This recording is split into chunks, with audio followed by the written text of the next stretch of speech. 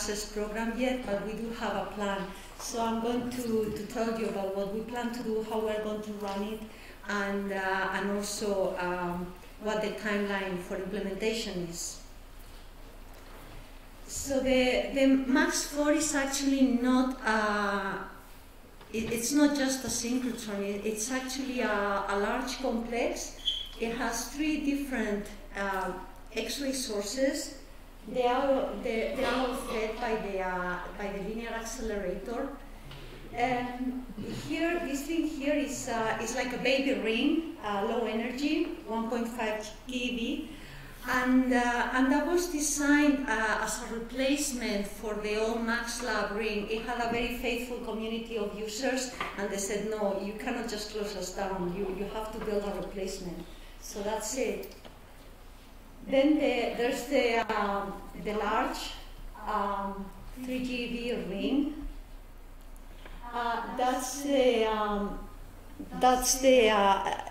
That's pretty unique right now because it's the first source in the world which is using the multi-band achromat lattice, and that's the.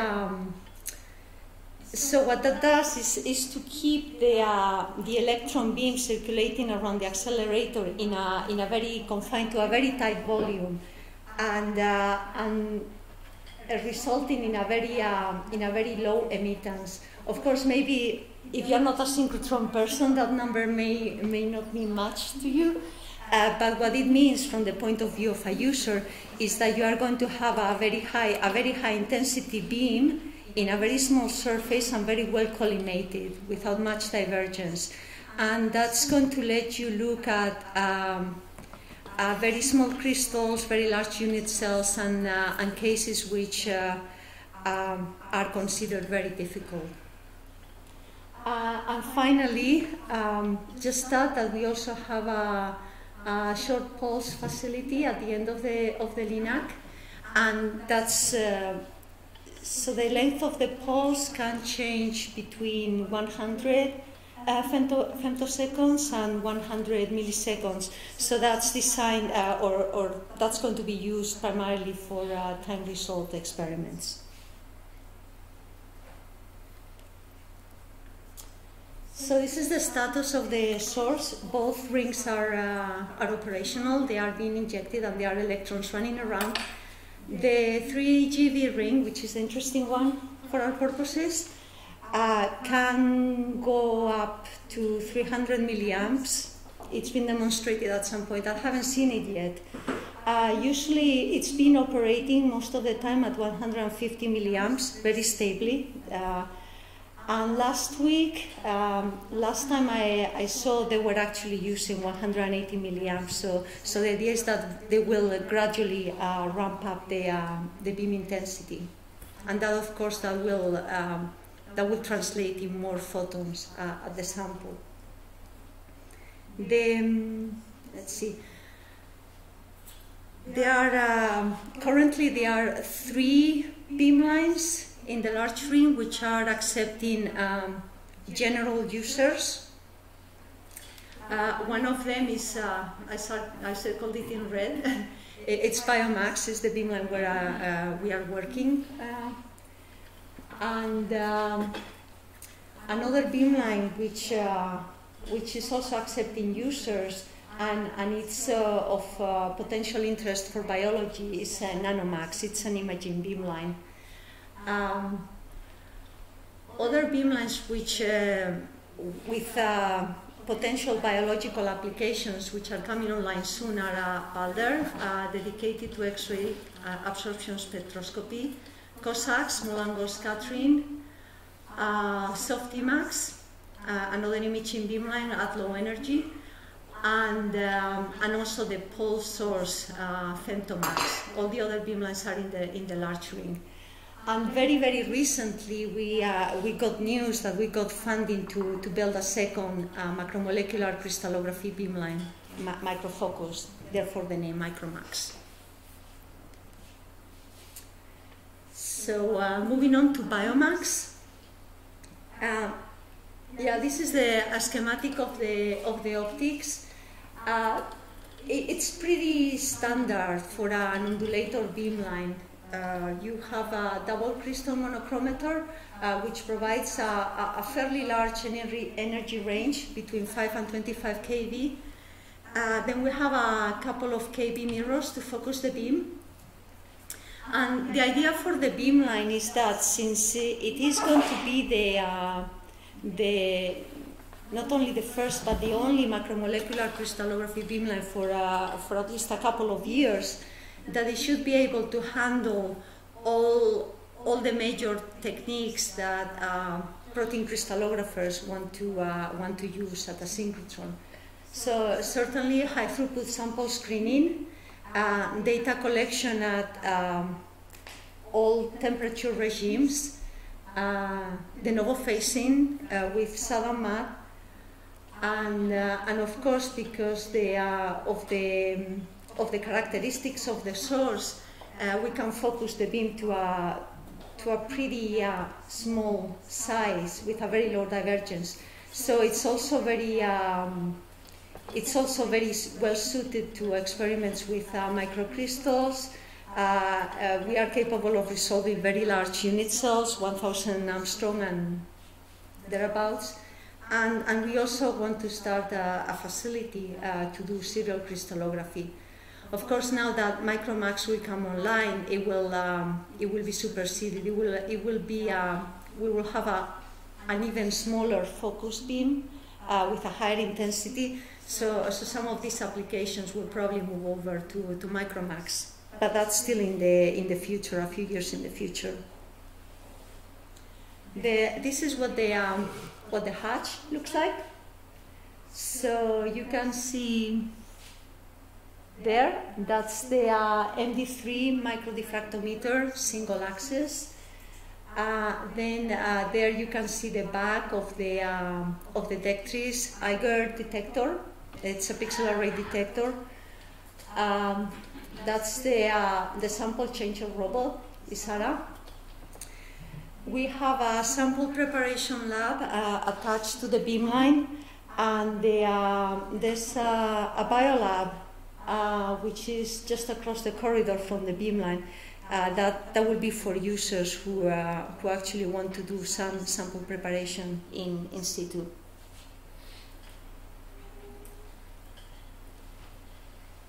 So this is the sample exchanger. Well, it's not a sample exchanger. It's the type of containers we are going to support. Right now we are commissioning the robots, so we can mount and dismount samples, but we want to do a lot of testing to make sure that we understand all the failure modes and we can keep the mounting errors to a minimum. We are concentrating mainly on the Unipax. We have a fairly large capacity for sample mounted in Unipax, but we also want to be able to support the spine packs, and also once people start using them, the mini spine packs. The sample transfer time is pretty standard for robots. It's about 18 seconds, so that's quite okay. We also have an instrument made by the MBL HC Lab. I don't know if you used it. It's a humidifying device, which is very useful if you actually want to collect data at room temperature. There's been an increase in interest about these experiments because it's been shown that when you cryocool the crystals, you can trap some conformations which may not really reflect the behavior of the protein in physiological conditions. So if you want to do a room temperature experiment, it's very useful to be able to keep the crystal at an ideal humidity, and this device achieves that.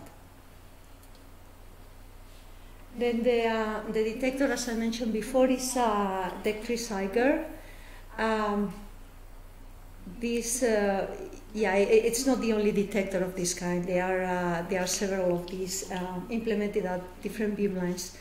It has no readout noise and very fast readout. So that's very nice because you have the possibility to increase the quality of the data by increasing the signal over background ratio by doing thin file slicing. So that's usually the standard data collection mode when you have a detector like this at the beamline. It has a fairly large sensitive area, small pixel size, and we are writing out the files in this HDF5 format. So we are packing 10 images together and writing them as a file.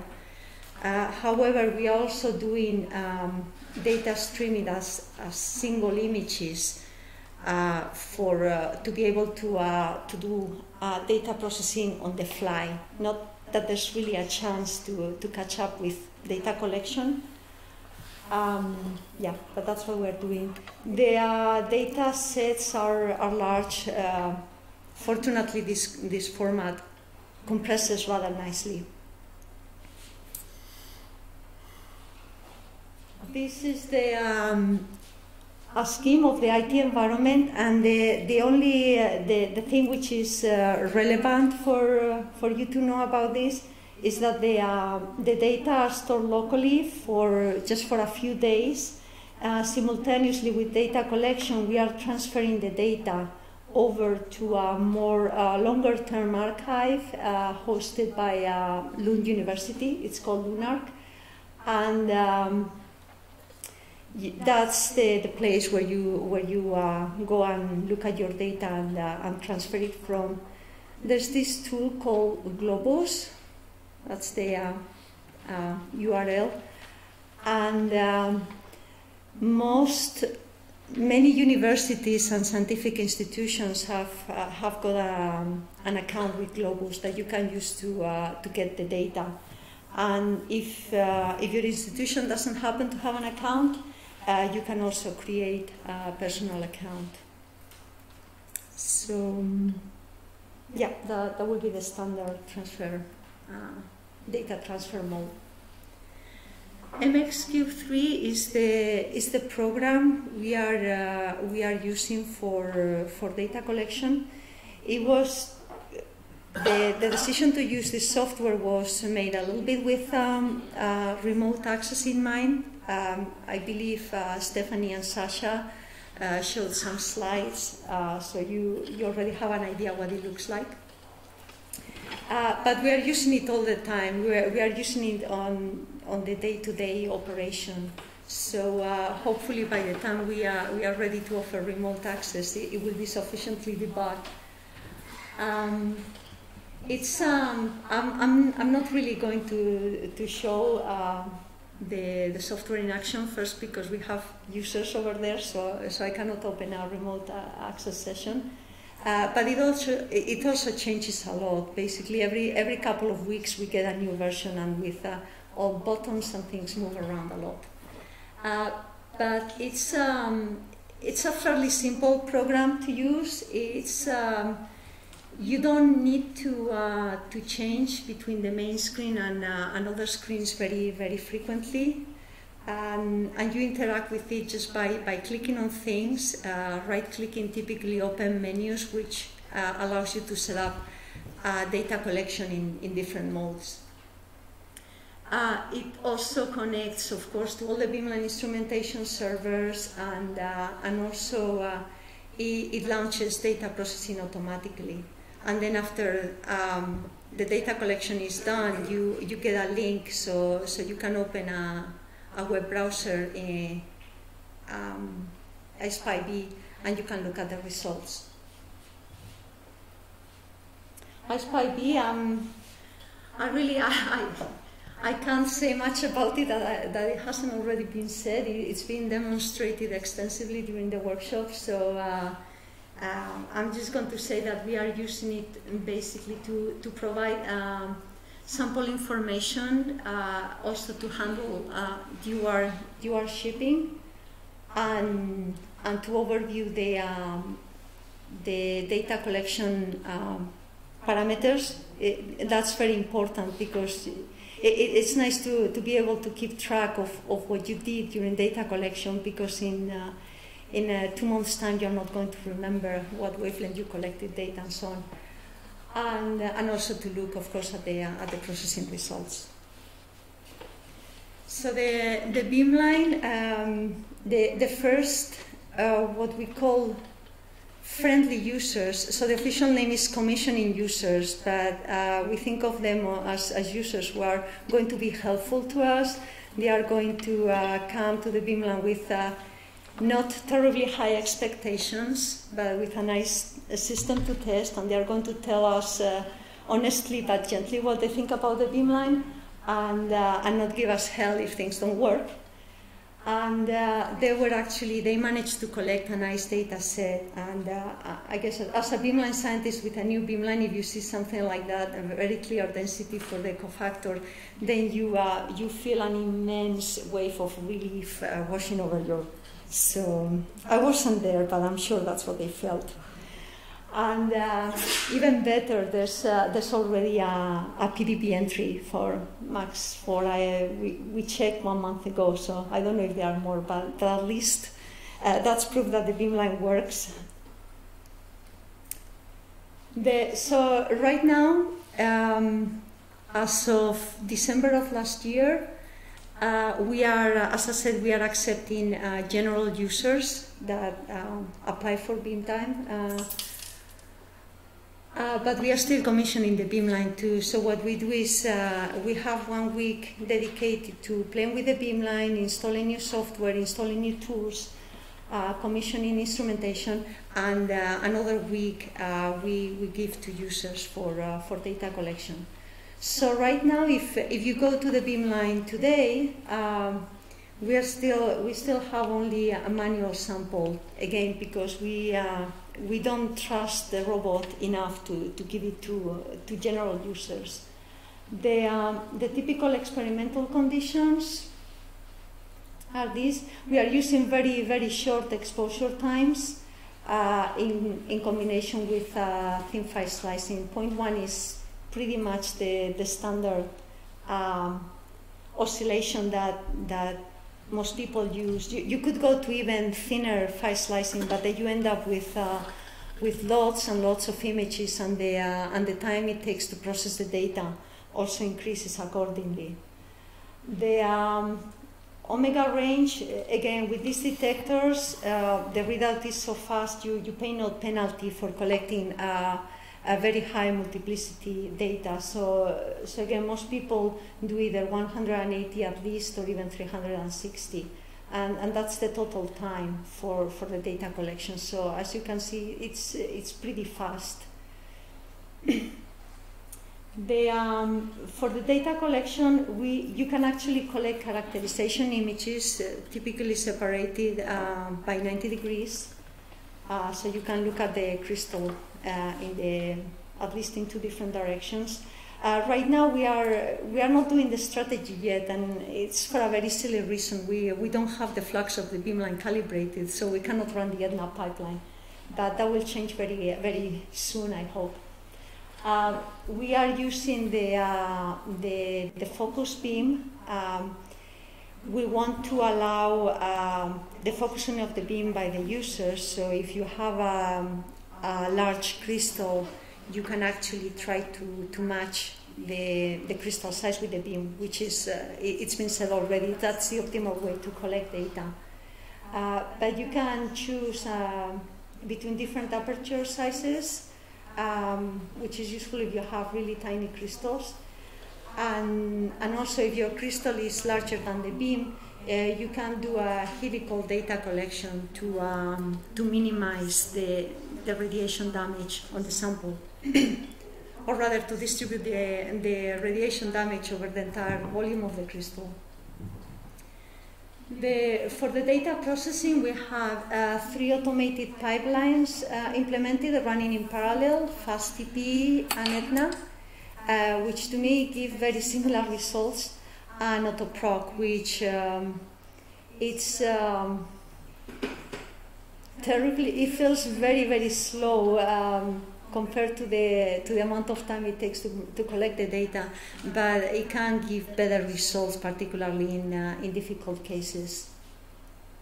And right now, again, we don't have any phasing pipelines, but again, that's something that will change hopefully in the very near future. If you do want to go ahead and try phasing during your experiment, you better have more than 2 people, by the way, if you want to do that, because it gets very busy with the fast data collection. But we have all major software packages, Phoenix, CCP4, Autoproc, and we are very willing to help you process the data and phase, if that's what you want to do. So far we had, up to July, there were 36 proposals with beam time, and it's probably around 1,000 data sets which have been collected by now, so I'm hoping that at least a fraction of those are usable and result in publications. So what we want to do, as you can see, we still have a lot to do. A very high priority is to get the robot working, and that, the manual sample mounting takes just a few minutes. Just searching the hatch takes a long time, so it will be this is high priority, both to make the use of beam time more efficient and also to make ourselves more attractive to users. Because right now many people is like, well, I have to mount the sample manually. I don't remember how to do that. I was actually like that. I think I hadn't, until I arrived to Max 4, I hadn't mounted a sample by hand like in 10 years or something, so it was very scary at the beginning. I was supposed to show the users how to do it. And we also want to add new, what we call standard functionalities. It's the kind of things that make the experiment user-friendly, and probably everybody takes for granted nowadays because they're implemented everywhere, like automated changes of energy and changes of beam size, raster scans, sample auto-centering. And we also need to implement a detector so that we can do fluorescence scans to select the optimal energies for MAD and SAT data collection. We are also, as I mentioned before, we really want to start a serial crystallography facility, because it's something that really makes use and exploits the special characteristics of the source and the synchrotron. And that's actually something. The first test with an LCP sample injector was done on Monday. So that's another thing we're working on. And of course, high up there in the list of priorities is also remote operations. And with that, I go into the second part of the talk, and I realize it's awfully late in the workshop to be making these points, so hopefully everybody's got it by now. But I couldn't resist listing the benefits of remote access, and just to emphasize that because the data collection is so fast, the shift length at synchrotron sources becomes smaller and smaller. So right now at Biomax, most users get 6 hours. Some users actually want even less than that, and the minimum we are ready to go is 4 hours. But of course, what that means is that even users located in Sweden, elsewhere in Sweden and Northern Europe, spend more time traveling to and fro the synchrotron than they are actually collecting data. So in terms of cost and convenience, remote operations make life a lot easier for many people. It also, of course, it gives you the possibility to use more flexible scheduling of beam time. So yeah, if the machine goes down, you don't have a plane to catch, so everybody's relaxed and go for a coffee while you wait for beam time, and you're not going to totally lose your beam time.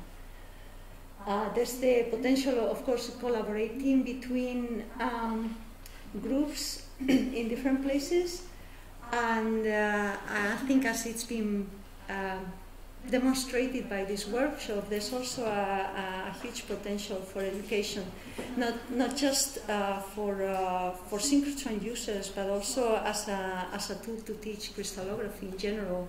And just imagine that you are teaching a course, crystallography at the university, and in the classroom you connect to a synchrotron and you do data collection there, right there, so they see what it looks like. That's a very exciting possibility, and I think it's underused for that purpose. So the philosophy we want to apply to remote experiments at Biomax is that in look and feel, it shouldn't be very different to collecting data locally at the beamline. This is something I got from SSRL, where we had 95% of the experiments were remote, and I thought it was very important, and it makes the remote access program a lot more attractive to the users, because they know what they are going to find and what to expect. We also want to be able to enable multiple connections. Not only, of course, that's almost obvious. It's nice that people in the group doing the experiment don't have to be in the same place, but they can be either at home, different places. But it's also important because at some point staff may need to take over if there's a problem, and it's nice to be able to give it back to the users without too much hassle. Or having to disconnect and log in again and whatnot. And of course, we have to let the users do remotely most of the tasks associated with standard experiments.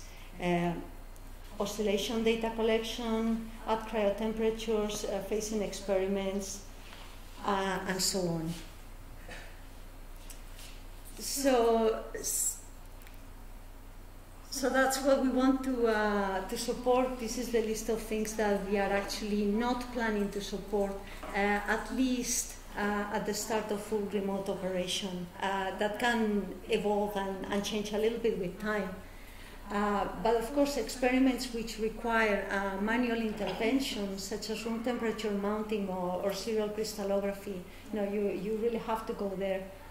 Also, if you want to bring any hazardous samples that require a special handling protocol, we also want you to be there and be able to handle them.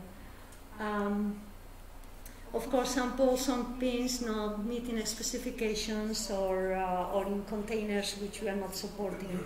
I should mention, I don't think I said it, that at the beginning we are only going to use unipacks because it just takes too much time to get the robot ready for all the different containers. And if you want to plug in your disk and copy your data, if you don't trust the network transfer, forget about it. You also have to be there. And also, and this is something that may change, we also want to schedule remote experiments when staff are going to be around, because if something unexpected goes wrong, we want to be there to fix it as soon as possible. However, even in all of these cases, we still plan to allow what we call hybrid remote access, and that means that there's a poor soul at the beamline dealing with all this stuff, and the rest of the group are following the experiment or doing the experiment from the comfort of their beds or their favorite sofa. So this is what they this is a list of things which of experimental steps, and I've highlighted in red particular steps where local and remote experiments may differ. You may notice that for at the preparation stage, there's really not much difference. So proposal submission, beam-time applications, safety declarations, and so on will be the same. I should mention that we are using an interface for all this administrative stuff called Duo. I don't know if you are familiar with it. If you've been collecting at the Swiss Light source, you may have used it before. I don't think it's used either at ESRF or Diamond, so I thought I'd mention it. The good thing is that because you are not going to be on site and you are not going to be subjected to radiation hazards or any other hazards present at a large-scale facility, safety training would not be necessary. So that's a big advantage of remote data collection, of course. And I talked already about ASPIB and how we're going to use it to handle shipping. Now, during the beam time, there are going to be some differences, of course. There are a big difference between remote and local experiments is that we are not actually there hovering over you and telling you what to do or not to do. We need to rely that you know at least how to get started and collect data. So that you are not calling us every 5 minutes, how do you do this, how do you do that, how do you do the other thing? And also in our particular circumstances with a brand new beamline and so on, with software that changes very rapidly, we don't want to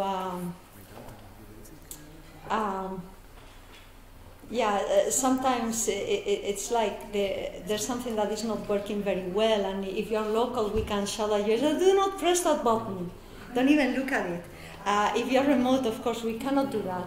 So we want to make sure that everybody who collects data remotely is already fairly familiar with the beamline and the software, and we are going to achieve that by hopefully we are going to achieve that by requesting that at least one representative of the group has done at least one experiment locally at Max 4, so they can train the rest of the group on how to collect data. And moreover, since things are changing and evolving continuously, we will request refresher training every year, and hopefully we won't be doing this forever. The interaction with support staff, of course, it will be all the shouting will be done by the phone, but we also have a very nice chat tool that has been implemented in MXQ3 very recently, and that's useful not just for interaction with staff, but also for interaction between different members of the group. The data collection and processing will be very similar, of course. MXQ3 and ASPIB are available everywhere. You have the same access to the data processing programs. What we want to implement too, and we realized this very recently when we were testing remote access with the tools we have, that we need more video monitoring of what's going on at the beamline.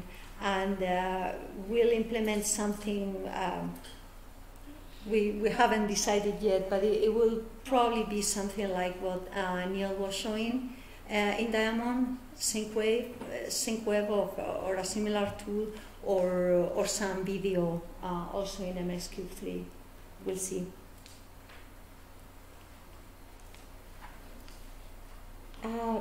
As for the connection tools, there will be we are planning on having two different modes to connect to the beamline. Since we have all these data collection and data processing tools, which are web browser based, it would make sense that you don't need anything else. You can collect to the beamline to do the experiment on a web browser, look at your results on the web browser, connect to and transfer your data via web browser. So in the optimal case, you may not need any more. Of course, there may be problems with data connectivity, bandwidth issues. So we also, or people who need to make more extensive use of tools which are only available locally at the Max4 computers. So we also want to enable connection through some kind of thin client, and it could be no machine, which is what everybody tends to use, but we are also looking at other tools, similar tools like ThinkLink. And in either case, this is what it's going to look like.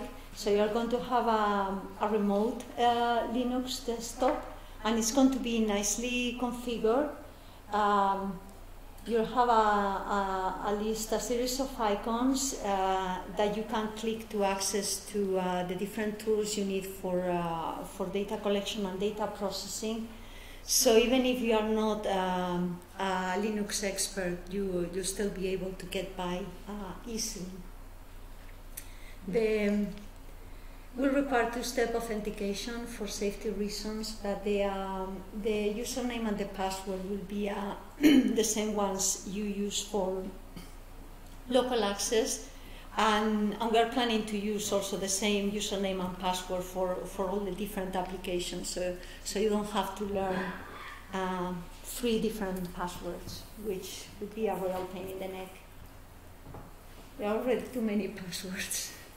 So this is probably the most interesting slide in the talk from your point of view, the timeline where we are planning to offer this.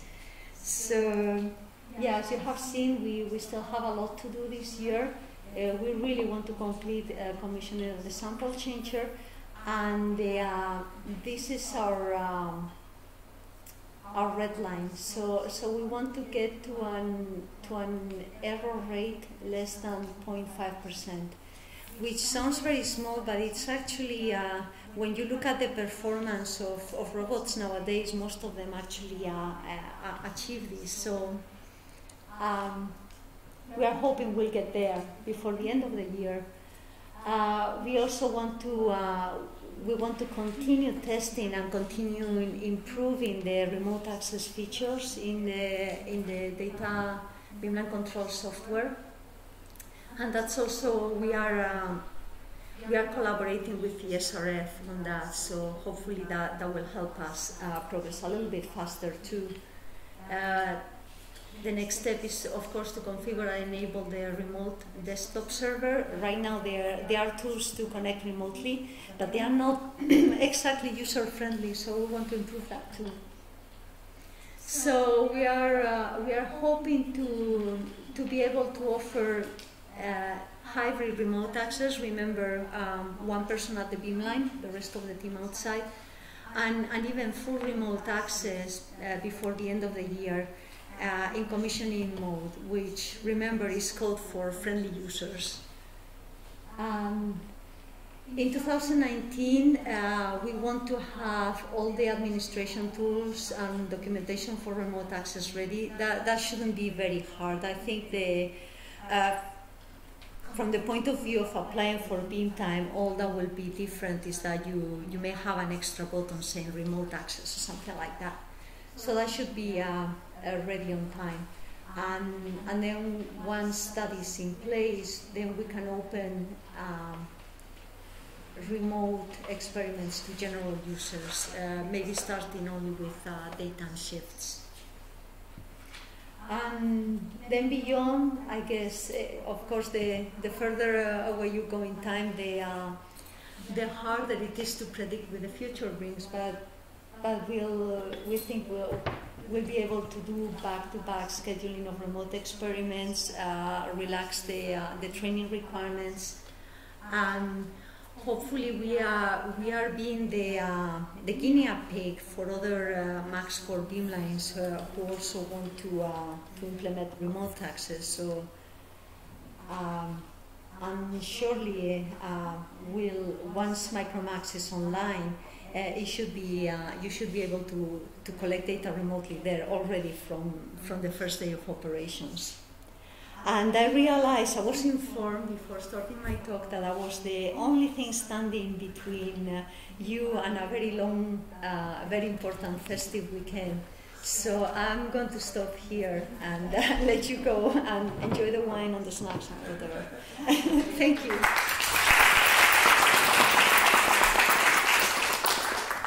Great. Thank you, Anna, very much.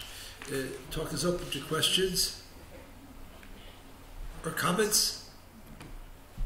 Rick. Does your sample change also read barcode? It can. We were not thinking of doing that. We were more concerned about reading the barcode in the pack, because we want to make sure that we don't mix up the. We tell you, okay, your pack is in position number 1 and it's not actually in position number 5. But yeah, do you think that would be very important to read the barcode for each sample? We're worried that it would add up time to the mounting and dismounting cycle, but I guess some of these things are subjected to user feedback too.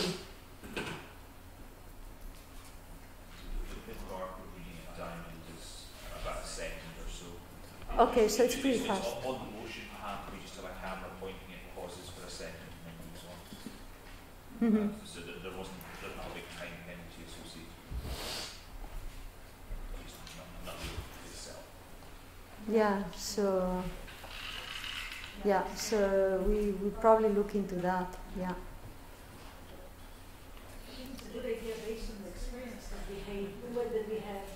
That either you put the lead of the unipack, the wrong lead on the wrong unipack, or you choose a different pack and then you end up collecting data of different crystals. Yeah. So what we were thinking of doing is reading at least one barcode to identify the unipack, and when it comes to sample by sample, we were not really sure about that. So we haven't been worried about that. We haven't been trying to commission that part. But again, as I said, it's if people think that this is really that this is important and it's useful, then we'll probably do it. Yeah. I think in practice, different researchers will want to do their samples to join shipment. It's very easy to take. Yeah, certainly. If you mix them, if you use different packs, there wouldn't be an issue. But if you put samples from different people in the same pack, then I can see how it can happen. Yeah.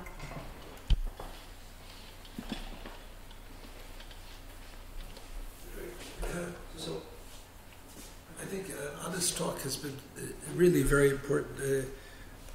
We all take for granted what we were doing here, remote data collection, and suddenly realized that it's not so easy to get it to work. And we can see what was involved in the other synchrotrons and what Max4 is doing now. I also think a summary of why it's valuable kind of summarizes a lot of what we said at the very beginning, but she, I think, gave a much better exclamation point on all this. If you look back of where we started on Monday morning and where we are now, I think it's quite amazing. The number of data sets that were collected is extraordinary, the number of structures that were solved. But I think most importantly, is what we all learned here about how to collect data. Lots is automated, but it's automated if you know how to run the automation. And there's so many options of what you can do to make it really work well. And I think this is what we've learned here. It's not just the remote, but how to collect data better.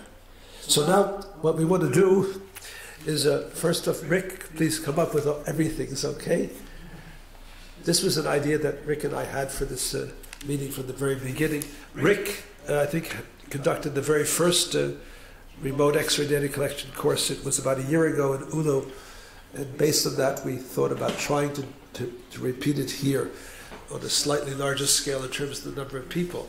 So what we want to do is first give out certificates to all the participants. You have them there? Great. How can we give them out best? We can read them off, it won't take long. We can read off each student's name, I think would be nice. You can come up and get it. Pooja Bhattara, the first speaker on Monday morning. Yes, so you can guess who's next.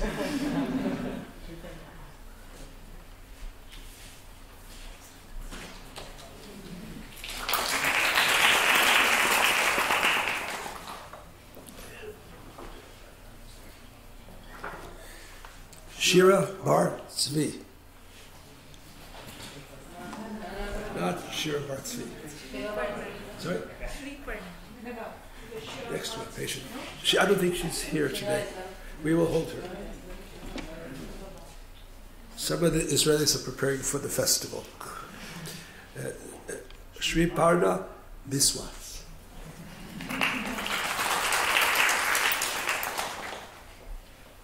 Yes. Nicholas Capra.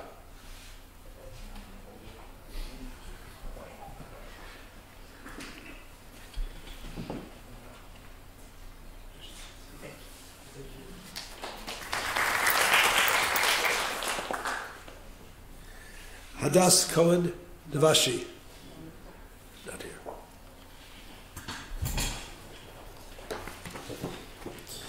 Venkatereddy Da Dear Reddy.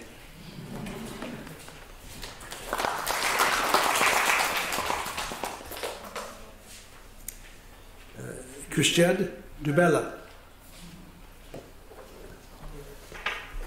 Great.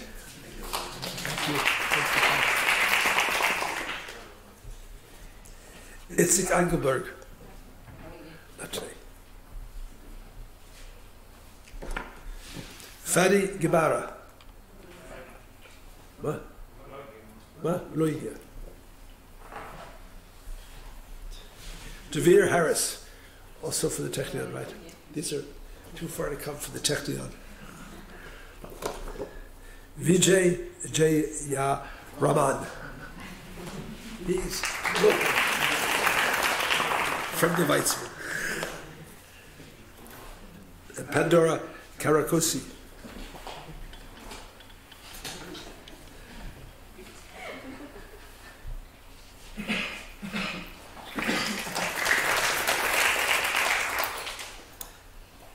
Shobhan Kuila.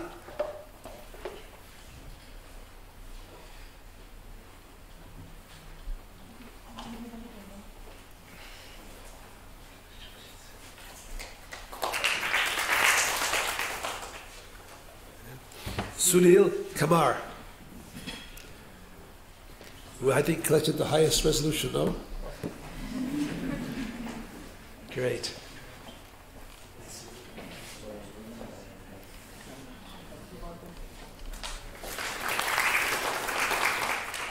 Devashu Kure.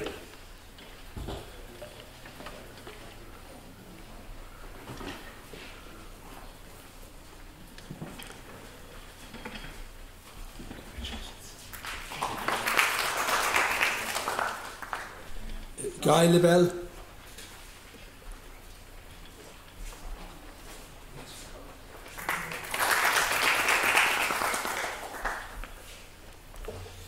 Michal Wisniewski, also from Tel Aviv.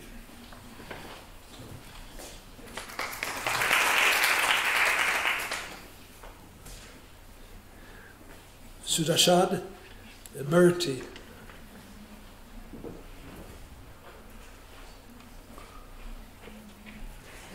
Thank you. David Narayan.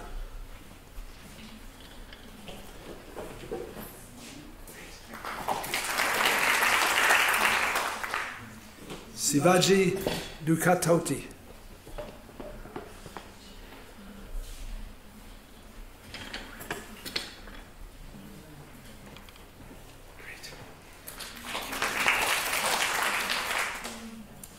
Johan Parkonen.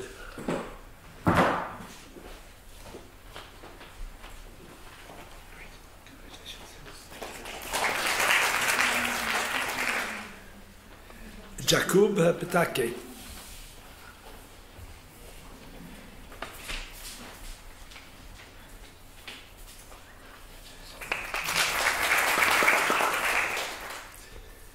Ishan Rator.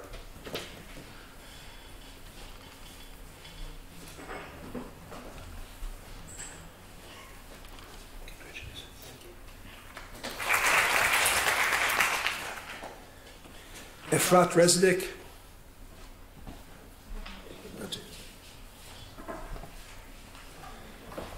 Faris Salama. Nir Salinas. From Haifa is too far. Anat Shachar. Came from all the way from Beersheba.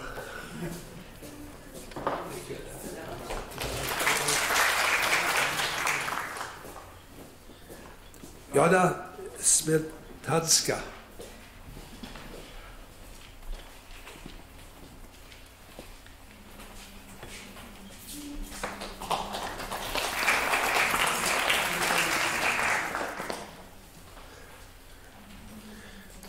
Goulet Sojan.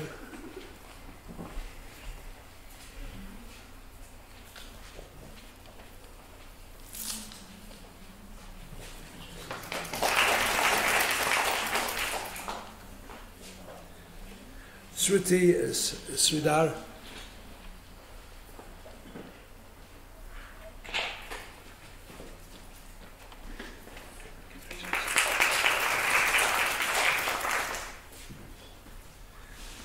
Ramita Sulu.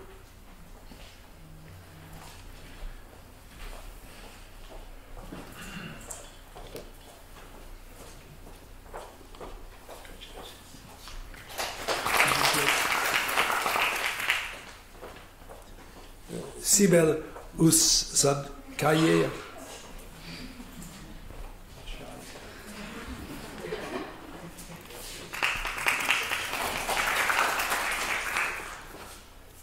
And our final is Bowan, who came, I think, from the furthest distance.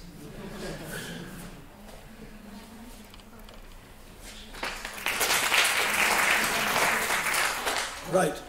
So now, the moment that you've all been waiting for, I'm certain. We had a panel of 3 distinguished scientists who were the judges of the Best Presentations and Best Poster Award. These were Alberto Porgione, Osnat Hertzberg, and Larry Letio. And I think we'll announce the Best Presentation Awards first. Is this okay? These are sponsored by Molecular Dimensions. You saw everyone. So our colleague, James, who was here, what you'll be getting are 3-dimensional glass models of a protein of your choice. You'll decide the PDB code, or if it's a new protein, you'll send the coordinates, and it will make you a glass image that you can put on your desk or show your friends. It's very pretty. So this is their gift to the conference. So the first, there are 2 prizes of the best presentation.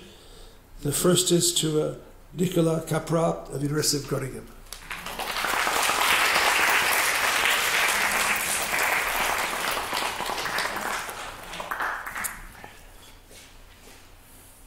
So you will get in touch with I'll get you in touch with James, and you will work out the details. Okay. We didn't want to tell you in advance. Okay, thanks. Thank you. Thank you. Congratulations. The second equal prize, both of them were the best presentations, is to Michal Lisniansky from Tel Aviv.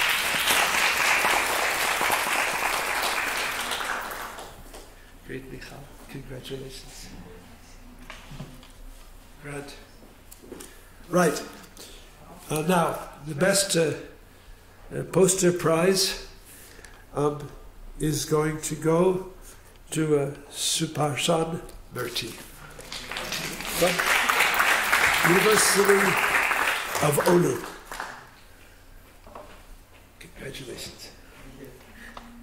So you get prize from Weizmann in the USA. It's a nice kit of all sorts of tools for crystallography that you'll have it. Thank you. You can use it in your work. Right. So Rick, come up. We wanted to together thank everybody who was involved. So first I really want to thank Rick. Without Rick this would not have gone, nothing would have happened.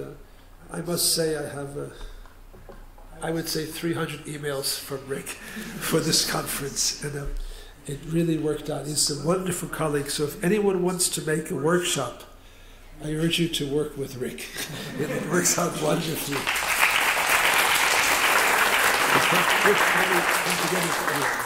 So what we wanted to do is to thank first some of the important sponsors, just so people know.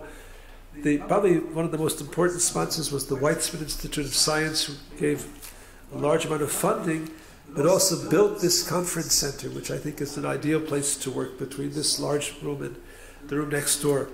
And all the computers were a loan from the graduate school, and they, I think, worked out really, really well.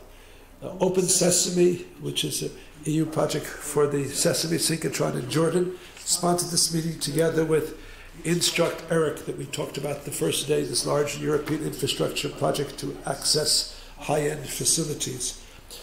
FEMS, the Federation of European Biochemical Societies, sponsored the meeting, and the Israel Academy of Sciences. But maybe we should think in particular both the ESRF and Diamond, each of them providing over 12 hours of time for users to really have enough time to collect data. So it was invaluable what they have done. Molecular Dimensions and Minogen for the prizes. We want to thank, I tried to get Irit. Irit Wexler is our conference organizer. She refuses to come in to let us thank her personally. So when you go outside, if you see her, tell her you really want to thank her. She coordinated this meeting wonderfully. I think no one was left stranded in the airport. And I think the food was pretty good. So in every aspect of the meeting, all the organization we give to Irit and her staff. Avi Valach, who may hear us, part of the, who's in charge of this building and all the facilities. You've seen him here. Tamir Landry, who was one of the projectionists. Itzik Ruben, who was in charge of photography. Uzi, who is part-time in charge of photography for other times. Itzik is not here as well. And maybe we should thank in particular Kirill Kogan, who is our IT specialist in the Life Science Core facility, who set up all of the software on the Collider, spent hours with Rick, Orly, and Christian, who was here, to try to work out the communication with both Diamond and with ESRF in advance. And I think the software worked seamlessly. We just take it for granted, but it really, really worked well. I think Neil and Nick did a spectacular job the last few days. It's just amazing how much you helped the students, as well as Sasha and Stephanie, who are, I think, not here right now, but they were wonderful for the ESRF, together with Larry and Katya, who helped the students enormously in just answering every possible question. In addition to Rick, I really think we owe enormous thanks to Christian and Orly, who is here. They organized every aspect of shipping of the crystals from both Weizmann and from Ulu to the Synchrotrons. They set up the order in which the box were set up and how the students could work. And Orly, while she was here, I think, didn't miss a single student in collection of data. She probably knows every possible thing that worked and didn't work. And Orly, we cannot thank you too much. Okay, it's really. I don't know who I forgot. No. So the main thing is just you should understand this meeting was set up originally because although Israel scientists use synchrotrons a great deal, they never ever do remote data collection. And so the whole purpose was that, and everyone else here is just a decoration to come to get to the students so that the Israelis could learn to use it. But we're delighted that so many people from around the world, in particular the participants, the students, their work in using the synchrotron, we've learned so much from you and the questions and your projects and the enthusiasm. And I mean, no one wasted any time. So we really I thank the students from the bottom of my heart. So go ahead. I would like to thank you. So you took the initiative and you collected the money.